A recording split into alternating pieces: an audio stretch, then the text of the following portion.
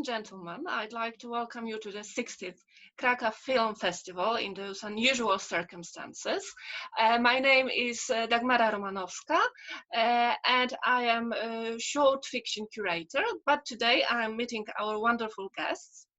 We have the director of the happiest man in the world, Jonas Berghoff. If the pronunciation Berghoff in English it's easier, but in Finnish it would be Berghoff.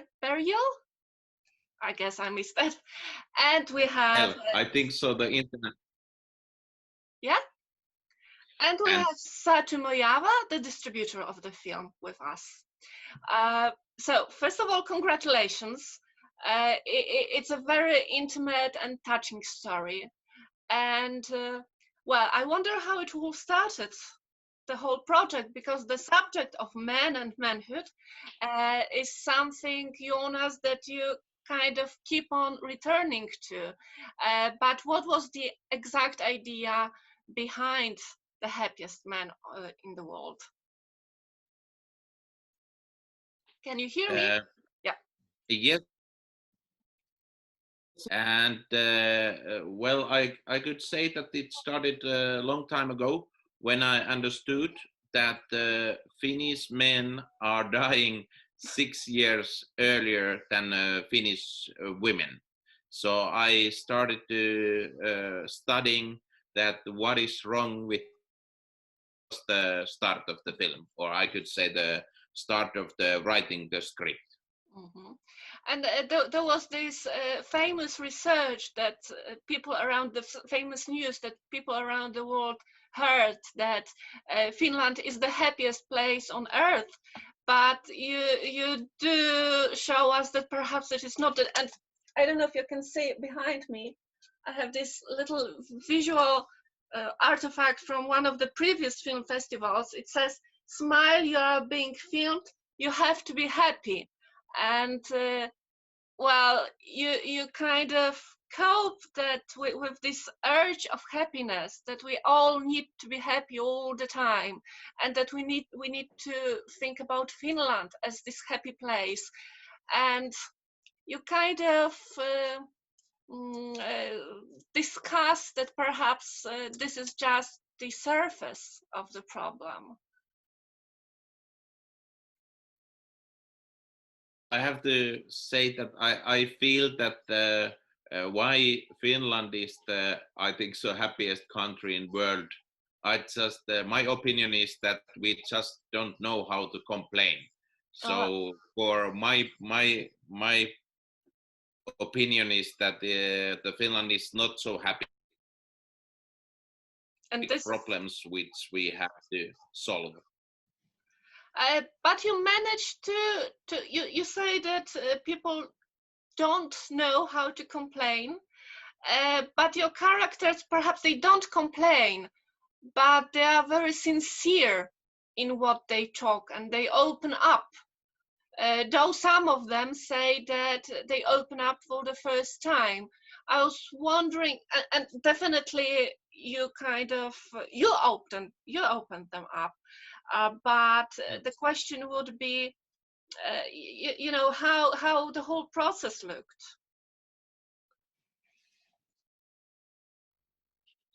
Can you repeat the question? I was wondering what, because your characters open up. Yeah. And I was wondering, perhaps I would rephrase the question: how did you do that? That they opened up in front of a camera, and that you gained their trust. Well, I don't know what I'm doing with them, but it's a tradition in Stream of Life and Mother's Wish, and now Happiest Man in World, that the characters, they trust me and tell their full stories. So I don't know what happens there, but they are open always for me. But I see that those things, scenes which we have in the film, we have lots of to do with them in the society.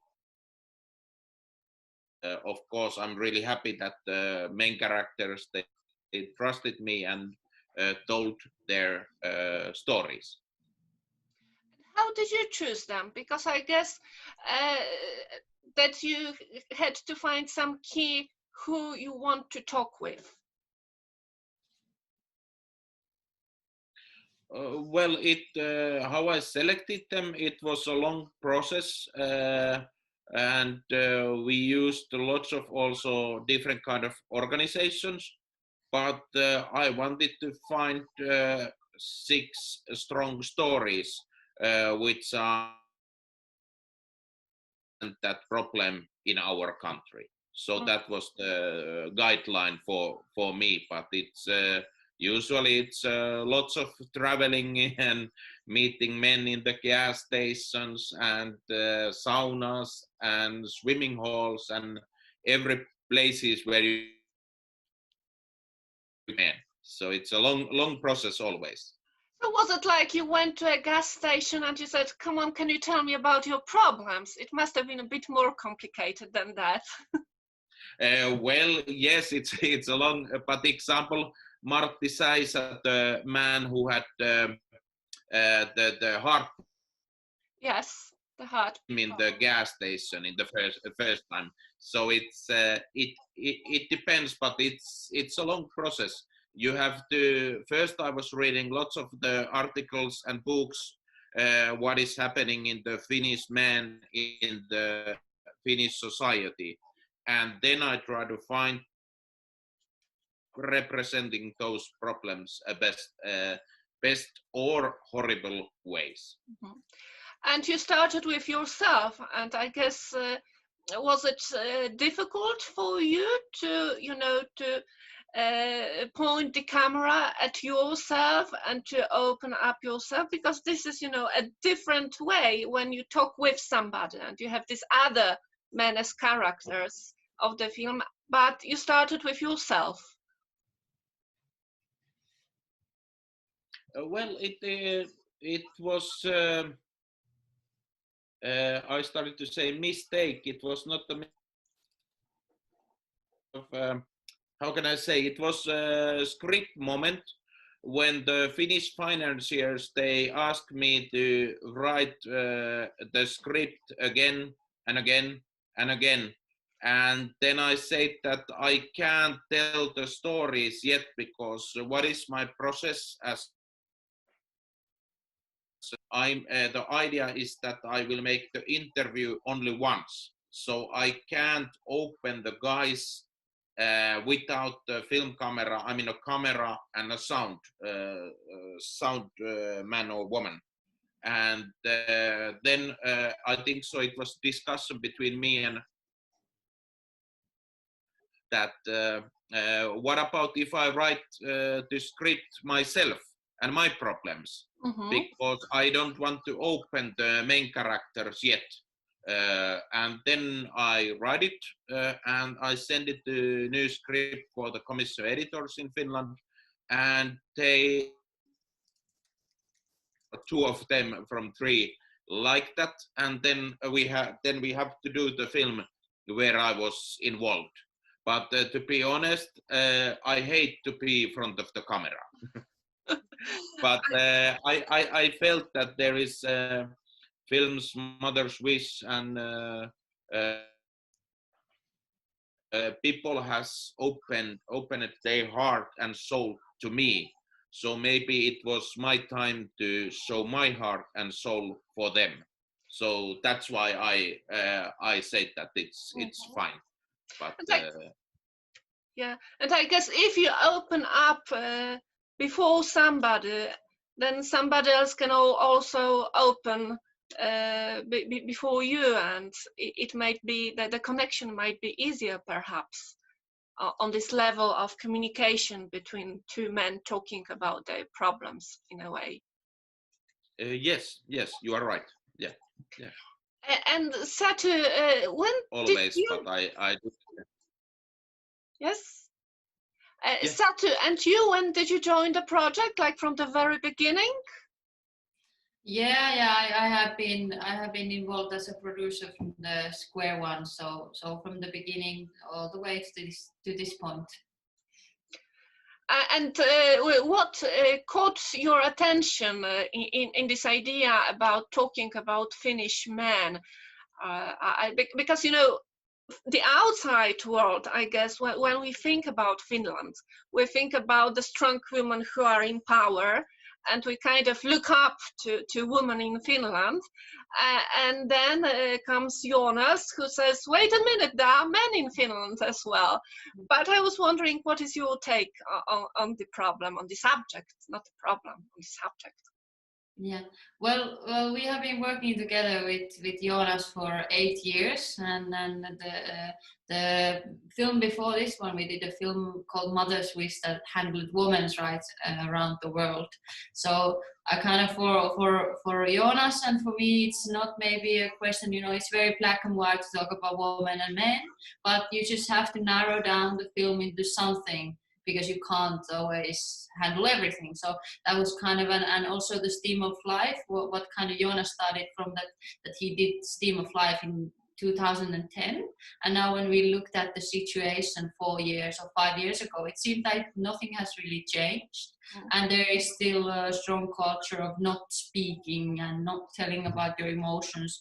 And of course, this is not, this is not only a man's problem or men's problem, but it's also a problem of the whole society. If half of the population don't know how to speak or how they can express their emotions, because then of course we get a lot of miscommunication and we don't really seem to understand each other. So I think it was kind of for us, for me and for Jonas also, I think this was not a film about men, but more about human beings in Finland, but from this perspective. So I think that was the most intriguing part in the beginning. Mm-hmm. And because I was really shocked with the data that you put at the end of the film, and the most striking one for me, because for example that men live shorter than women, I think it is common for Western societies. This is quite common data. But for example, what really surprised me was the volume of the vocabulary men and women in Finland know at 20. Why is that? Because the difference is shocking. 10,000 and 100,000 words. It's like, well, it's cosmic. What are the reasons there? Who wants to answer? Sachi or Jonas? Do you want to answer, Jonas, or do you want me to? For me, it's I don't know what is the problem. Who is the guilty one? Why the situation is like that? But for me, it as a documentarist, it's really weird that these things has been known 4 or 5 years now, and Finnish has not done anything, and I mean anything, and that made me mad and angry. That how it's possible that the boys has that kind of problem, and the Minister of Education is doing nothing. It's to be honest, it's it's the different if a boy can say 10,000 words and a girl or a young man and young woman 100,000. It's it's it's not a huge gap. It's amazing in a negative way. Uh-huh. It's then how can women and men in Finland even communicate when the volume of vocabulary is so different, you know, at this young age? When is it like a problem with school, perhaps? Satu, what do you think about this thing? That's it's really shocking. I mean, it's really shocking. Yeah. Well, I think our school system is valid around the world, but I think it is more made and suitable for girls, because it is supporting the kind of the because the girls obviously they kind of develop a little bit earlier than the boys in the average sense. So the school is always kind of 2 steps ahead of the boys, and there is a lot of research supporting this, that the boys are not ready at the same level as the girls, or they are kind of doing different things than the girls. Because, for example, when we choose what we're going to become as an adult, as a profession, it happens already in 15, 16 years old. And the girls, they're kind of more mature in a way, so they can make a more developed kind of decisions. But the boys, it has been researched that they would need more time just to kind of get to know what they can do and what they can experience, and also kind of those kind of things. So I think the school system overall, it is more suitable for girls. And yeah. In the film, Jonas, there is this one little story about reading Lord of the Rings. So I was wondering if there is the right choice of the books for girls and boys at school. Because if you want somebody to read, you need kind of to make them interested in the stories they see. And is there like a problem with the choice of the books for school children in general in Finland? Now you went really deep level. I mean, you, yeah. I feel that there is also problem. There is also problem, and it's awful to say that, but in the young age books there are, how can I say, there was competition in Finland where was the 5 finalists, and all of them were women. And I went when I went to the one book publishing house, all of the book department people, 100% of them were women. And I don't know, but I feel that there is also something what we should do to get the boys to read more. And for me, some film totally wrongly, because I'm saying there that the boys should have books which they like, and that doesn't mean that boy can't. I want that boys also can be really from totally left to the totally right. I mean that there is all the colors. So it doesn't mean that it has to be a masculine book, but that the boy really loves the book, and then you are reading suddenly 1,200 pages about the Lord of the Ring. And my mother was totally surprised that this can't be true. And was it for you that you kept on reading from that time on, from Lord of the Rings, that you kind of caught the bug? To be honest, I have still the same thing, that when I find a book which is really interesting, then I read during the 2 or 5 days, and then I try to find from the same writer to the next book, and so on. So it has to be the thing which I'm really interested about. There is many writers which I have like read 5 books of that writer. So it has to be. But then sometimes there is 1 year that I don't read book at all. So it's you have to find a path or route which you are really interested. And something that will catch your attention. Reading one of the subjects that are tackled in The Happiest Man in the World. Another one very serious, which we can all relate to, despite whatever gender we are, is definitely depression. And Sergio, you start talking about communication, that perhaps people, and Jonas, you mentioned this as well, that people in Finland don't know how to talk about their emotion. And I was wondering, how society treats depression in Finland. Is it something that because the subject also is very important and talked about in Poland.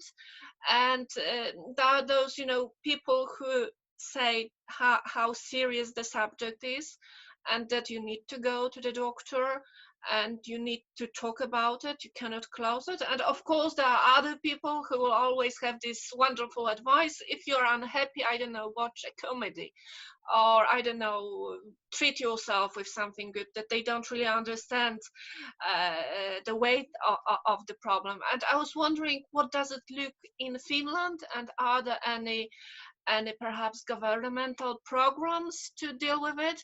I was really surprised, for example, about one of the characters who went to the doctor and he could retire after this one visit. It was I don't really think it would happen in Poland, that somebody could retire because of the state he's in. He would be more like the father of the character who had to work. So I don't know, I'd like both of you to comment a little bit on that. Satu, perhaps you as the Well, yeah, I think it is kind of I think we have went forward in the last 3 years that it is understood as a disease, and also as a kind of as a disease that you need help with, and it's not so much of a taboo anymore.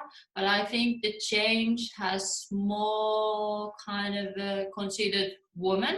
So the kind of women are openly talking about depression and kind of more sensitive things. But I think for men, it is still a little bit difficult probably to say I'm depressed, I need help. So I think there is a lot to do with, especially starting from school, educating the younger guys about the kind of about emotions and about the depression and about other also mental kind of illnesses that it can happen to anyone. And also like burnout and depression, I think those two diseases, they kind of need more attention to themselves. So especially the young man could, for example, kind of realize that they might be depressed, because I think that's also a question that, Jonas can kind of answer better from the point of view of men, but I think we would just need a lot of more information and some sort of education about the emotional things that people can go through, so they would be feeling encouraged to seek for help, because I think that's crucial when treating depression, for example. And Jonas, your take on the subject? For what came my mind earlier before Satu spoke, it was that to be honest, example how much Satu has teach me go hospital and meet doctors. To be honest, it might be that I have died already during the last 8 years without Satu's advice.